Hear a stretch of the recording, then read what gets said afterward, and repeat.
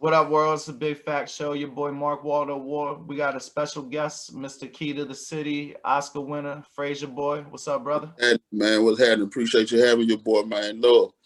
Man, I appreciate you making time on your birthday for this. Just so everybody know it's Frayser's birthday. Happy birthday, fam. Hey, I appreciate it, man. Blessed to see another year, man. You already know what it is. And before Appreciate we even get started with your story, I just want to say a couple things I'm impressed with you about. I always think it's an impressive accomplishment when someone can be a lifelong musician without Yeah, having to resort to the stresses that most people have to go through. That in and yeah, of itself is achievement. yeah. I ain't gonna say that. It is. You had your good days and your bad days, but I'm just like I said, I'm blessed to be still here, man. On a personal level, from what I see, I admire you as a father. I Uh, appreciate your commitment to, Thank you, spending man. time with your children. Thank you, man. You have to, man. It's like it's crazy out here, man. So you got to be in your kids' life, man, and groom them and show them the right way, man. Because like I say, it's a different kind of world out here today. And then professionally, I'm like, specifically pertaining to your discography, I admire the way you've kind of kept the same Yeah, I try. energy, but your music's come a long way, and you've had the ability to work in many different formats, which we'll touch on Okay. while we do this episode. I appreciate that, brother. So like I like to get started from the beginning. And looking at every biography of you, they always make the comment about it, when he referred to the Bay, it was commonly mistaken as Oakland. And Yeah, I don't think this fact is funny, but it's funny the way they phrase it to me. That in like 8 of the biographies, it said, which in actuality, it's the it's the yeah, cocaine trafficking capital of Memphis. And I'm like, yeah. damn, where you get that statistic from? Like what's the Well, source? that's what we call cocaine down in Memphis. We call it Bay, but we actually call it the Bay Area because it's close to the river. You know what I'm saying? So we just called it the Bay. So it's the official name is Frayser. So that's how I got my name, Frayser Boy. But it's just the slang, and we call our area the Bay Area. And we don't need to get into no details, but obviously you were probably living a somewhat dangerous lifestyle. If nothing else, it was a dangerous Oh area. man, it's Memphis, Tennessee, man. So it's gut anyway. You gotta kind of move different down here, man, because there's a lot of vultures, man, which I'm pretty sure is in every city, every state. But it's a different kind of shit. It's some different kind of shit in Memphis, man. So you just had to move a little different down this way. The first time I interviewed you, we're about the same age, and I remember how the crack epidemic affected me here. And you said something that resonated with me when you were talking about how dangerous it was to even just go to high school. And I Um, remember that same environment. it's dangerous. Listen, it's dangerous. Not just high school. It's dangerous going to the corner store. It's dangerous. It's dangerous stepping out your door every day. So just anywhere you can go is dangerous. Even in the good neighborhoods in Memphis, it's dangerous because there's always a motherfucker lurking, watching, and preying on a motherfucker that's weak. You know what I'm saying? So you have to kind of, like I say, stay 10 toes down here, man. It ain't a fairy tale, but it ain't all bad, but it ain't all good either. I'm gonna say that. So without jumping too far ahead, though, I'd like to touch on some of your wisdom real quick, because you definitely still move amongst the people. So how do you maintain that, given your perceived status and financial level and all that stuff? Man, I always been the type that fuck with who fuck with me. You know what I'm saying? I try to keep good relationships and I try to network with everybody, no matter their status. If they up high or down low, I try to give the same energy that a person gives me, and if it's good energy, you're always gonna have good energy back. So I just try to keep everything cordial and keep my relationships open and just try to overall be a good person to each and everybody that I come in contact with. And I just if your name good, man, you can get further in this shit, man. You just have to keep your name good, man, and fuck with who fuck with you. You put out a positive energy, but I can tell from listening to your music that some of that stuff you're talking about, you ain't making that shit up. Do you feel like you got a Uh, for past sins? well, when I write my music, I speak on my own experiences. I speak on some maybe somebody close to me experiences, or I speak on what I learned, and I try to learn from. I try not to make the same mistake I saw that another motherfucker make. So that's how I move. If I see that somebody made that same mistake and it didn't come out good, I move differently from their process. You know what I'm saying? So I just always try to write about just my everyday life and what I've been through and what I've seen, and probably what I maybe see somebody else go through. So I try to keep that kind of process in my music. Try to keep it all facts. And then plus try to deliver game to motherfuckers that ain't been through that I might can help Steer move them away from it. the direction they was going. Yeah, man, thank you for that. But so it's pretty safe to say though, you say it's dangerous just coming out the house, but as a young man, given the authenticity of your music, you know, you might have been at times part of the reason why it was dangerous. And I think it's admirable that you go from that. So you transition to see, this is why I get a few facts twisted in your biography. They say you're doing promotions for Hypnotized Minds while you're getting your lyrics better. So that's so pretty. before we get to the lyrics part, how do you transition to doing promotions for them? Well, how I got to Paul and Juicy is through Coops the nigga. Rest in peace, Coops the nigga. And I actually met him first, and you know, we became good friends in the hood I was from, Greenbrier and Frayser. I used to be friends with one of his cousins, and he used to be up there all the time, and that's how me and him got cool. And just being cool with him, I ended up going to the studio a couple of times, getting cool with Paul and Jay. And shit, like I say, I was working at the time, and I ended up just going on the road with him doing promotional work at first. But in the process, hey, hold on, brother. Hold on, bro. Can you clarify what was promotional work mean at this time? Like, are you taking flyers, places, CDs? Yeah. You know, selling merch, all kinds of shit. You know, just shit that wasn't actually recording music. You know what I'm saying? Money, you know, selling merch and shit like that. You know what I'm saying? Doing what I had to do to grind. You was probably knowing you though. You was probably picking up game doing that though, weren't you? Oh man, if you ain't picking up no game, what you doing? You gotta pay attention to, you know, you're around motherfuckers that's doing their thing. So of course I'm soaking up game in the process. So you know, if you in the way, if you ain't learning nothing from a motherfucker that's trying to show you everything. So now here's what's the confusing part to me. What's this shit I see on like All Music and a couple other joints where they say, even the Take Me to the River thing, that they said you did promotion while you got your lyrics tighter. There was a point where you felt like you had to tighten your lyrics up? Man, I wasn't a rapper when I came in, so the whole thing was tightening my shit up. I started getting my voice heard. Oh, so in reality, you saw a new revenue stream and you was like, yo, I gotta get me a piece of this, and you acquired a new skill. No. I'm gonna say this. I was doing background hooks, hook chants for 3-6 at first. You know, just saying the crunk hooks and, you know, the crowd chants with them on the hooks to make it full. And I guess Paul and Juicy saw maybe that I, you know, the tone in my voice and the talent and on beat then, and they, you know what I'm saying, just elevated me into being my own artist. You know what I'm saying? I wasn't a rapper before I got there. There wasn't nothing I was pursuing, but when you're around this shit, you can't do nothing but soak it up. You know what I'm saying? And I'm from the street, so I got the content, and I just learned how to do this shit from watching greatness. So to say, just to segue real quick, what Memphis rappers at that time were you listening to the most before you started dealing with them professionally?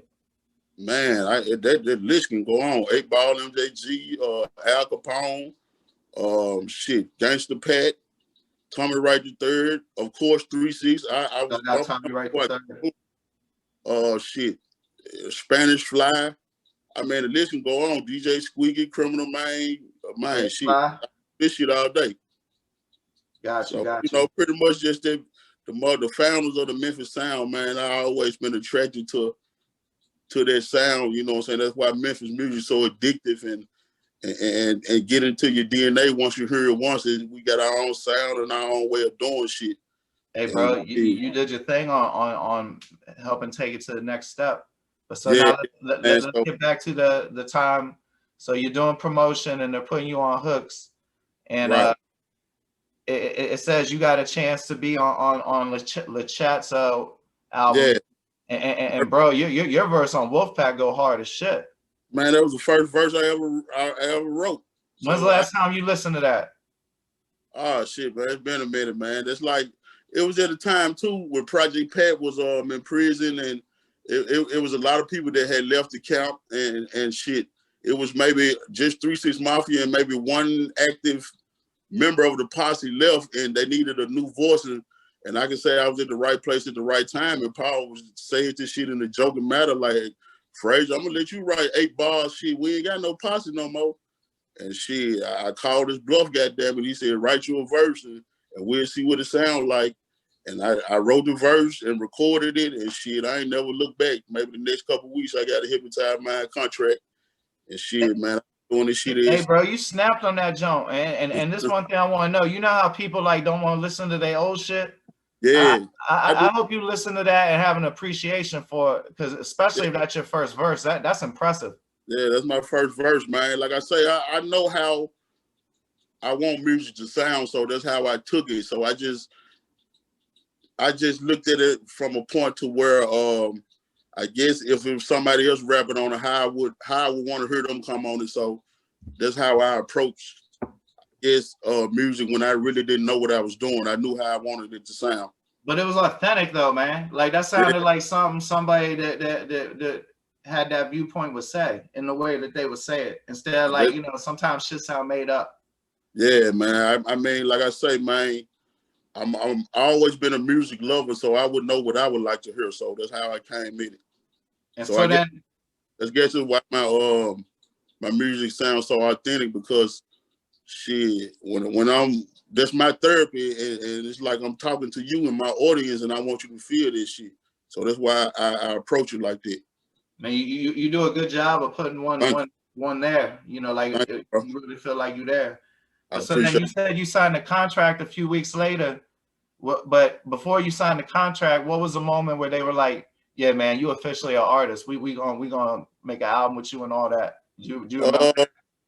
I guess after the chat verse, I started doing features on, you know, Project Pat album, and you know, the album that was coming out through Hypnotized Minds, and I guess they just saw me getting better and better at my craft and shit. They decided, I guess they wanted to put an album out on me, and shit. So there was one moment where they were like, "Yo, bro, you're definitely part of the team now." Yeah, I mean, I guess just at that time, man, and I was loyal before I was there, so they already knew I was a loyal nigga. So it was only right to just, you know, put me down, and man, let me do my thing and earn my own revenue. So it's organic. That's what's up. I mean, yeah, that's how some of the best music come about. I want to do another segue though, because I want to touch on Pat for a minute. Okay. True or false, or tell me if you think I'm wrong. I think Project Pat is one of the 5 best rappers that ever came out of Memphis, and I think he's severely underrated for his bar ability. I totally agree. I learned a lot from Project Pat before I rapped, so you know, a lot of my structure came from Pat. I mean, like I say, you're around these niggas every day, you can't do nothing but learn from them. So, I mean, a lot of people say I sounded like Pat when I came out. Of course I do, because that's all I was watching him up close and personal, you know, do the shit he do, you know what I'm saying? So it evidently rubbed off on me. So I just had to learn how to approach music with my own swag and find myself to separate me from everybody else. But I definitely agree with you about Pat, and I learned a lot. I learned like shit pretty much a lot of this shit from him. So man, he is such a strong songwriter, and I'm not talking about like just writing bars or hooks. I'm talking about song structure, bridge hooks. And like I say, man, that's why I learned so much from him, man. It was greatness. It was greatness right there, then and there, man. So, I mean, they knew. Even before I got there, it was greatness. So he couldn't do nothing but rub off. So did you used to listen to the like the skull and like horror tapes that they was putting out? Oh yeah, who couldn't, man? It was addictive, man. They started a trend, man. That turned out, and it's still a trend in 2020. Of course, man. I mean, I pretty much the whole Memphis was on this shit. You know what I'm saying? It was just. Did you make music like that? Yeah, huh? You said what now? Did you ever make music like that? That Yeah, hardcore stuff? my music, that's what it's from. So I still make music like that. Got you. That Memphis sound, you know what I'm saying? And music from Memphis have dark kind of darkness to it, and that's why it's so authentic. I mean, Memphis itself has a darkness to it, especially Yeah, in disenfranchised communities. Like, I don't think people understand about the white poor outside of Memphis. yeah, of course, bro. Like I say, Martin Luther King got here. Died here. I think it's been a curse. It's been a curse on Memphis ever since he got killed here, man. So it's just it's an automatic darkness to this city, man. It's just something about it that's grimier than most. You know what I'm saying? So that's just the energy. Well, again, we here for your birthday, so bro, you brought some light to it. So I appreciate it, bro. I say, man, I'm just blessed. I can't say that enough, man. That all praise to the Most High, man. That I'm still here and I'm still doing it. I'm still healthy and breathing and you know what I'm saying, doing what I love to do. So now back to where we're at in your career. You get to the point that you're about to release your first album. You know, in the DGB interview we did a couple years back, you told the story of HCP, which I think might be one of the top 20 Southern Posse cuts of all time. Well, you talking about the ACP on my Gone on That Bay album? The first one. Yeah, man. That's you said he flipped the general. DJ Paul flipped the general's daughter sample in like a night. Yeah, and only Paul can do some shit like that, man. And like I say, they was just so talented in what they was doing and their approach to making their production, that they can take anything and fucking make a hit out of it, man. Once I heard that sample, man, it wasn't hard to do what we do on that motherfucker, because it was banging. So like the album comes out and it's a guaranteed Southern. I mean, hands down, it's a Southern classic. I think if it had more exposure, it'd probably be a broader overall classic. But I must imagine, like, initially when it was released, touring for that must have been fun as shit. Well, we really didn't. I can't say I had a tour for the album. I was doing shows, but it wasn't a structured tour for it. I was just moving like real independently. So, it wasn't a tour. I got a lot of shows, if you just want to say that's a tour, but it wasn't a structured tour for it. But I was just an independent artist, just making independent moves, man. You still perform a lot of those. I mean, I know you must get requests to perform some of those songs. Man, have to. Most of my shows are Gone on That Bay tracks. I have to do that. If I don't do that, they'll probably feel like they didn't get their money's worth, man. I definitely you have to do that, because, like I say, that's the shit that made me, man. That's what stepped me in the game. So I have to perform those. Well, and plus, I have to. What's the status on part 2?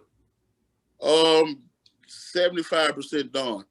So I'll probably drop it this summer, man, something around that time. But it'll definitely be 2020, 21. I hope you wait until people are able to move a little more. Like I think that's when you told me it had a lot of 808 Mafia production. Yeah, especially what you've been releasing the last couple years. I think that's something that needs to you need to be able to circulate and spread the word. It's the whole project is done by YK 808 Mafia. So like I say, man, it's gonna be a crazy project, man, and I just think it's time for it. You know what I'm saying?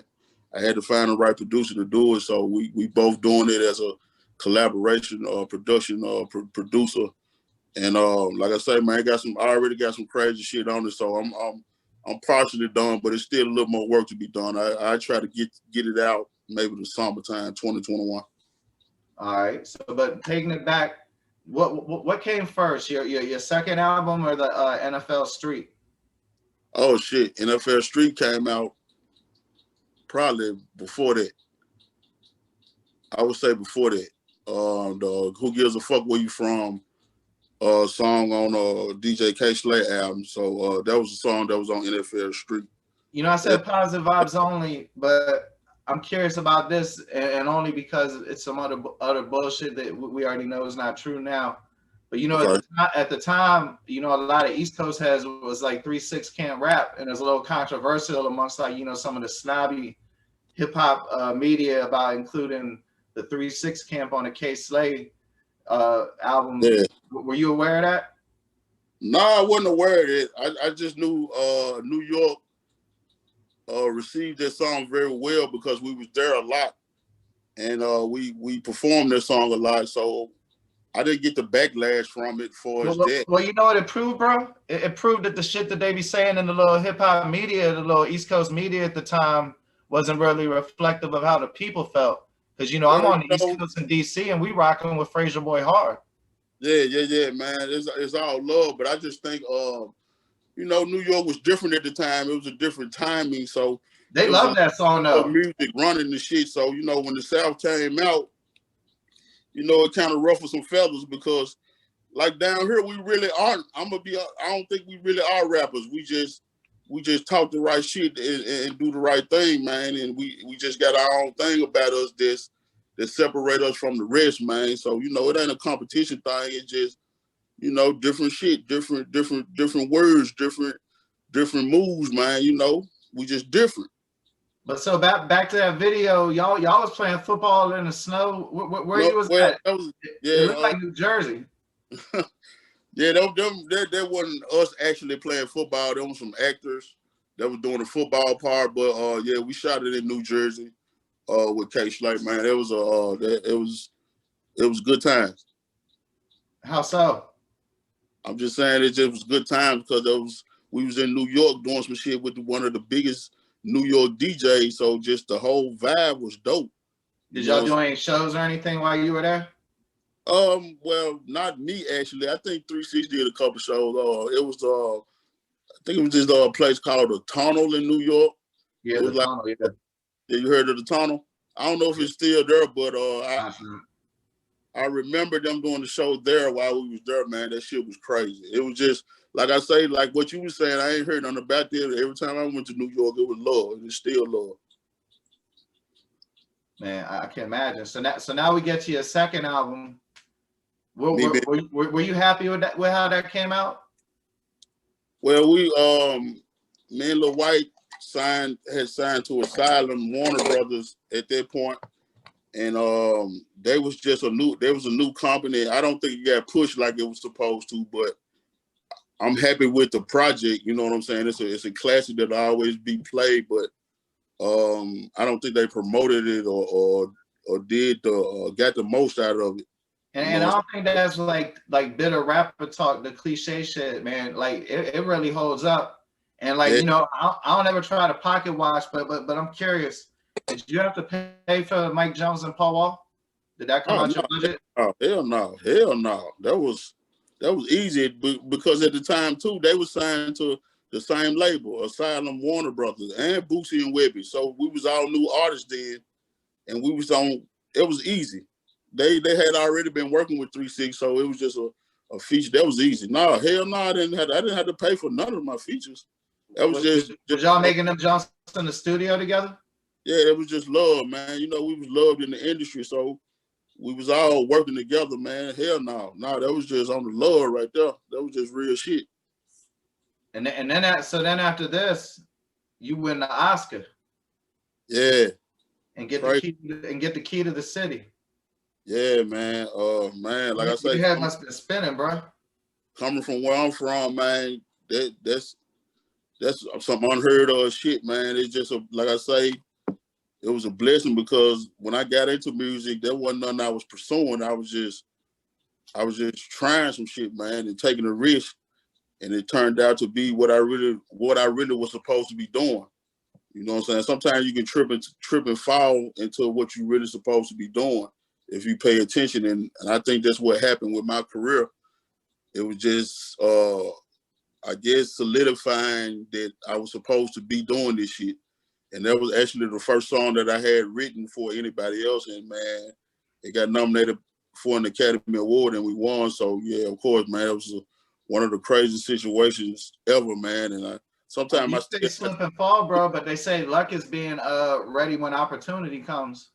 Right, man. It was just a crazy situation, man. It's still to this day feel like it was a dream. But hey, like I say, it's a blessing. I mean, you've been asked that a million times. I'm more interested. Like you ain't named your next album Mr. Goldie. You named your next album The Key. So getting the key to the city of Memphis must have been really important to you. What was that feeling like? It wasn't just about the key to the city. It was just like after the Oscar situation, I just felt like I was the key to this shit, man. You know what I'm saying? Yourself have to be the key to anything for anything to work. You know what I'm saying? You have to be the key. And that's what it signified, man. So that's why I called it The Key. Now, the actual key itself. Before we get into the album, how is it? Has it benefited you any? Like, is it actually opened any door for you? Not literally, but metaphorically. Yeah, man. It's a lot of shit come with it. I don't think I still got my full potential of seeing what it does, but it definitely does some shit. All right. So now on to the album. I know you must have been. Well, actually, I don't know. I like it. I like it a lot. But you recorded it in 3 days, huh? Oh yeah. That was actually by I would say it was by force, not choice. Can you elaborate, or is that a touchy subject? Yeah, no, not no touchy subject. It was just Well, remember, we trying your birthday. We trying to do positive vibes and shit. No, I ain't tripping, bro. I ain't shit. I ain't tripping. You don't got no cut cards. I feel you. Also, it was just at a time to where I think we went as close as we really was at first. It was after the Oscar situation, a lot of shit started going left. And they, you know, it was my third and final album, and it wasn't much work put into it because it probably wasn't on nobody hard no more. So, like I said, we were already kind of, I would say, having disagreements with each other and between each other, and shit, I don't think they really cared about it as much as I didn't care about it. So, it was just time to go our separate ways and get the last and final project out the way and keep it moving. But I mean, it still came out. I mean, yeah, I think it just wasn't my best. I feel like it wasn't my best work of what I could do, my full potential, because I didn't have time to really write like I wanted to write. Like I said, I was rushing, so I had. Were you happy with how it was mixed? Huh? Were you happy with how it was mixed? Yeah, of course I was happy to have a mix. It just did, And the production was on point. So this is what I want to ask you. So you were rushed, right? Yeah. So let's say however you rate this album. Let's say you redid the whole album with the exact same mix and the exact same beats at the time frame you wanted. How much better do you think it would be?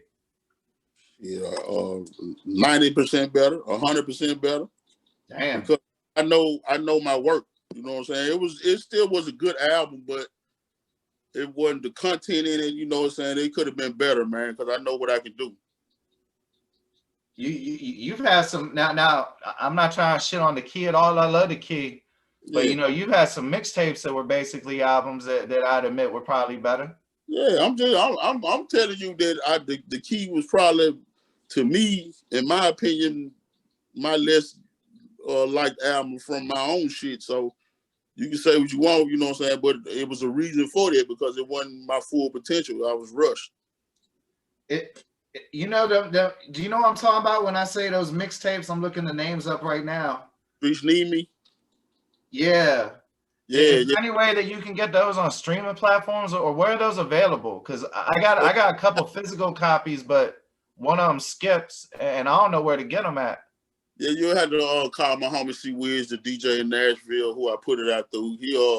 I remember number 3 with Waka Flocka and Dirty Mike, whoever that is, a couple times. Yeah, rest in peace to Dirty Mike. That was when I was with I know God, rest in peace. The Streets Need Me Volume 3 is the only one that's on a streaming platform. So, but that's pretty much Volume 1 and 2, that's strictly hard copy. So you'll have to probably order those. So, but 3 is on the streaming platform. You can get that anytime. Well, I mean, since we plugging stuff, I see you got some merch and physical CDs and stuff on IEP store right now, right? Yeah. That's through Six Enterprise. Like I said, this company I've been working with on my EP. So I got a lot of stuff going on there too. And I got a lot of more stuff coming up on this. So be on the lookout for this shit. So then, back to where you was at in your career. You know, you dropped this album, you fulfill your contractual obligation, and Uh-huh. I mean, like I said, I don't want to count your pockets, but you was doing a lot of high profile features, working with a lot of big name people.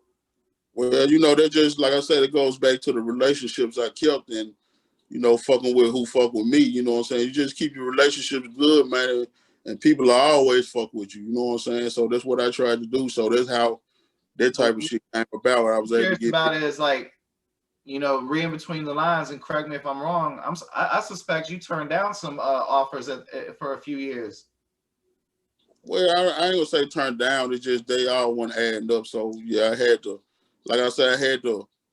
Like just by me being with 3-6, they was doing everything for me. I had to be a little more careful because I was taking care of shit on my own. So I had to kind of lay back and look at the opportunities that were presented to me more carefully. So I would say, yeah, I did turn down a couple, but it still worked out for the good in the end. I would say. So before we get to the next chapter, I want to know what it's like, cause like, you know, to me, bro, I was copping 8-Ball and MJG shits when they was on tapes. I remember 8-Ball had like the 3 or 4 tape jump back in the day, the Lost. Yeah. Them goats of Memphis, man. That's Memphis greatness, man. That's And just you like got some real strong cuts with both of them. And yeah. like, I want to know what it's like, you know, not the stereotypical what it's like making a song with them, but were they the type of people and artists you expected?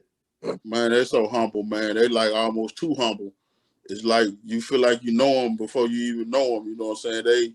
They always show love, and like I say, I'm from the era where I fuck with who fuck with me, and they always fuck with me, and of course I always fuck with them. So them some humble dudes right there, man. Like I say, and I feel like they don't get a lot of credit they deserve. They need to be getting more credit than they deserve because they done a lot for Memphis music and just hip hop. Period, not just Memphis. Hey, they Bad Boy album was underrated like a motherfucker. Yeah. That's why I say That shit went hard. that's why everybody fuck with them, man, because they so diverse, man, and they homegrown. So you get that in their music, and they really are humble dudes, man. So it's all love to them. All right, so now you know you signed the Lil White's record company, and you No, I know, oh, never go ahead. signed. I never signed. White. I did a lot of work with white music, but I never actually signed to Lil White. Okay, well, okay, excuse Yeah. me. You No, have that's cool. releases. That's all always been my brother, but I just want to clarify that I never signed to white music. It was just, you know, that was my Partnering so on we releases. together. Yeah. Got you. You know that the album you did together, man. Not only does that hold up, that song y'all did with Jelly Roll, that shit is nice. Yeah, 6 o'clock. Well, that was an album we've been promoting for our whole career, and we finally found the time to just bless fans with. Nah, they did it again. We just found time to bless our fans with.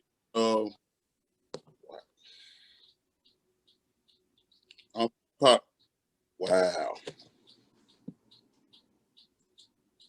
Can you hear me? Yeah, it's all good. It's less than 5 My bad. seconds. Just Phone go. ring.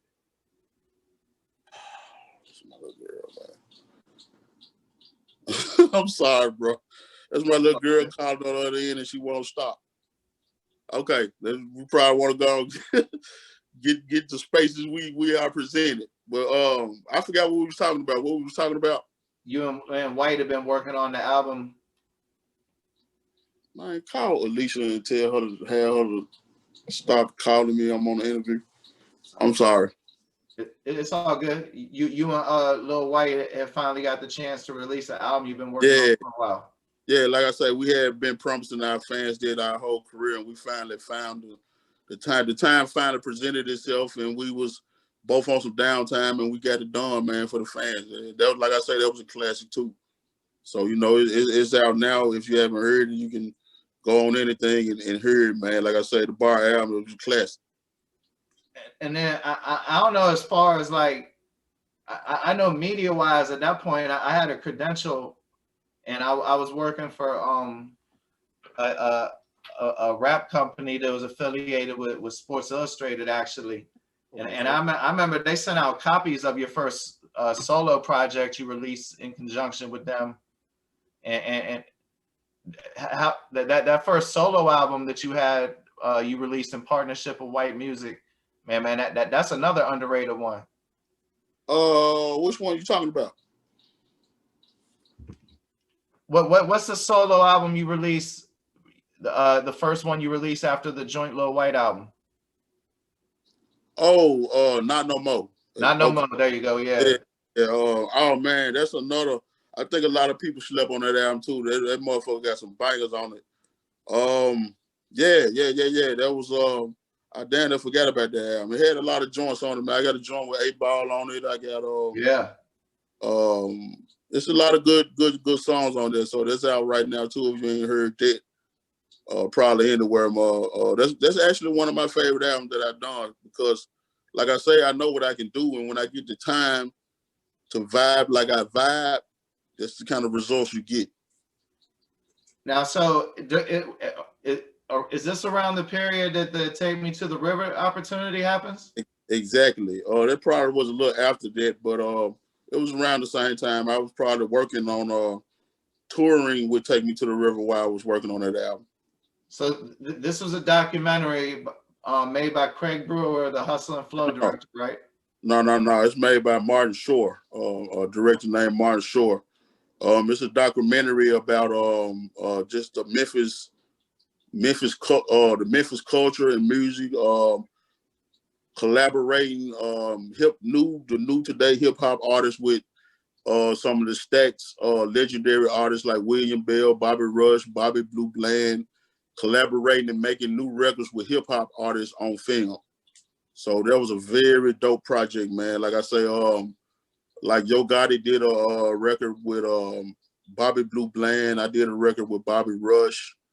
I'm trying to see who else is the Snoop Dogg was on it. William Bell, Al Capone.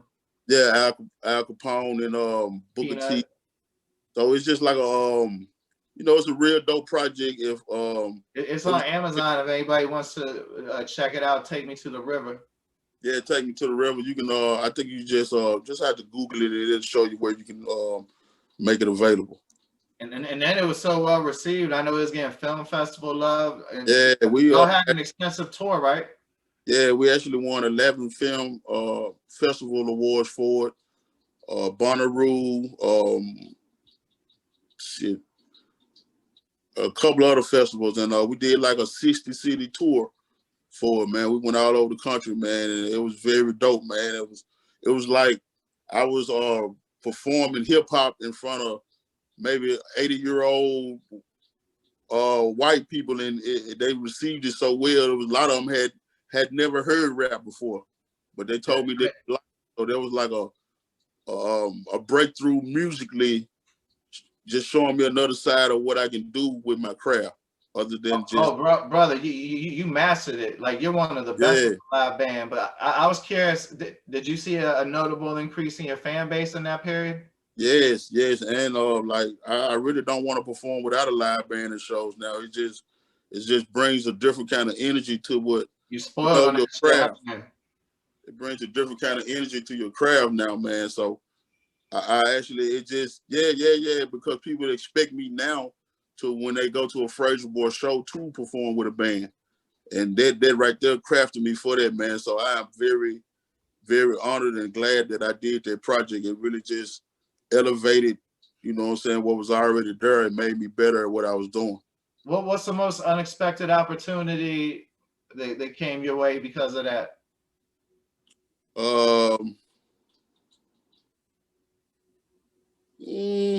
Like you ever do some wild shit, like go on a Japanese morning talk show or some shit? Oh shit, yeah, shit like that. It was just a lot of crazy shit, man. We went out of the country a couple of times. We've been we went to London, we went to Amsterdam, and it's just the type of people that didn't even speak English. They was understanding the vibe of what we was doing in English. How was they So react? Like when you would be when like right after you got to or during your perform like the actual part where you're spitting. Well, what's that like looking out at cats in Amsterdam and London? That must be mad that's what different to you. I'm saying. That it just was a good thing that they love Memphis music the way they do, and they don't even understand the words, but they can understand the vibe of the sound, and it felt good to them. That was mind blowing. I mean, bro, you know one thing that I feel separates you from a lot of rappers. What's that? You know the Chadwick Boseman James Brown movie, right? You seen that? Yeah, of course. And Yeah, you know the way he talk about the funk, like it's like a real tangible thing, which I kind of believe in. yeah. And you got that in your spirit. Oh, thank you, man. That's that Memphis shit in my blood, man. It's genuine, man, and it's just in me, bro. That's how it is where I'm from, man. I'm a product of this, so that's why it is like that. Well, not to jump ahead, but like your new song "Up," the one Yeah, you got hot video for that out on YouTube right now. Look up Frayser Boy "Up." yeah, Like, that's on. it's not even like you're making the song. It's like you're the conduit. Yeah, it's just like that's on the Bay Day, the EP that's coming out February 23rd. So yeah, the up joint is on there. It's just like I say, man, just let them know I'm still on this shit, and I'm still doing what I do, man. And it's just like I say, it's the same feel of what I usually do, but it's just a new day, and I'm just showing them, I'm still here, and I'm still making noise. Oh yeah, for sure. Like I mean, like the T Rock album outside of COVID, Lord knows what that would have done. Yeah, man. Yeah, man. But like I said, I still think the world needed it. So it was just something to feed the fans that they wasn't expecting. So I think it came out good. And I mean, like we still touching on your career. You're like the solo album king. Criminal Man Joint. I mean, I'm sorry, Solo Man Joint album, the Criminal Man Joint. Yeah. We actually gonna work on another one. We did one called The Takeover, through DJ Scream, and That's on Dat Piff if nothing else is well worth a yeah, listen. yeah. That's a classic right there. And we actually gonna do The Takeover too. I'm just waiting on him to be able to commit to the time to do it, and we definitely talked about it, but we're gonna get it done. I know you kind of humble off the mic, but I mean you have to feel like a level of the adulation from your peers just in the fact that like there's so many people that want to work with you. Outside of you know contracts and all that other shit. Can you kind of repeat that? My phone texting. I didn't hear what you said. Oh, it's all good. Like I know you humble off the mic, but you must feel like the adulation you have from your peers is tangible. I mean, just like the fact you said people never charge you for anything. Well, like I say, it's just the good relationship thing too, man. When I run into them once, it's all love, so they remember their love, and it's always genuine. And like I say, man, I don't fuck with nobody who don't fuck with me, so I just look at it that way. That's why I'm always able to, maybe reach back out to them and get the love that I get. So, and that's why I'm the way I am. You know what I'm saying? It don't matter who you are. If you come in correct, you're gonna get correct results, man. And that's how I move. I mean, speaking of the way you are, you still pushing your career hard, but I've noticed that I mean, again, I don't be trying to count people's pockets, but you've been doing a lot of features with a lot of independent and coming up artists, and I kind of get the impression Yeah, you're giving them a break. yeah. I do features all the time. You know what I'm saying? Like I say, if the song is a good song, man, I ain't got no problem with jumping on this joint. Like I said, I fuck I with mean, you every. want to see youngins win, bro. A lot of Yeah. people in your peer group ain't like that. Because I was that person. You know what I'm saying? I know how it go, man.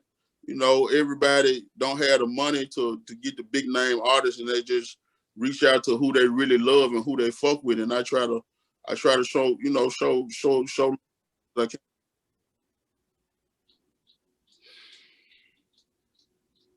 Okay, you hear me? Yeah, you good. Yeah, I'm sorry. It's all good, man.